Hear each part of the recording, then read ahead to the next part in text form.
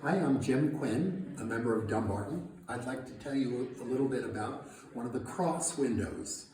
On either side of the entrance are these two small windows, considerably more modest than the larger interior windows.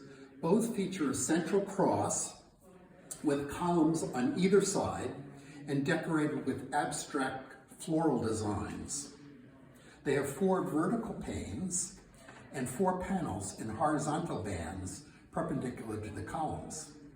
The designer might have had in mind some of the 4 evangelists like Matthew, Mark, Luke, or John, or the greater prophets, or maybe even the 4 horsemen of the apocalypse. The cross window on this side is dedicated to the memory of the Reverend Henry Gross. It was presented by his widow, Mrs. Joanna Gross, and his son, Henry Gross.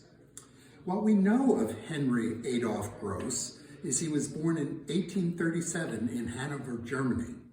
By 1860, he had immigrated to the United States, probably to Nebraska or the Dakota Territory. At the outbreak of the Civil War, he joined Company K of the 2nd U.S. Infantry at Fort Ripley, Minnesota. The unit was assigned to the Army of the Potomac and saw action at the battles of 1st and 2nd Manassas, Antietam, Chancellorsville, and Gettysburg. Gross seems to have left the Army either right before or right after Gettysburg, as in 1863 he lived on Frederick, which is now 34th Street in Georgetown, and worked as a clerk in the Adjutant General's office in the War Department. He joined Dumbarton in about 1865, and the congregation later licensed him as a local preacher.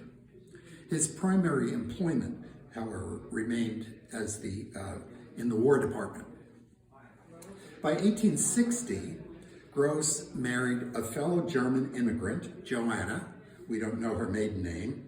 She was only 14 or 15 when they wed. Henry was 23. They had one child, Henry James, who was born in 1861, about the time his father joined the Army.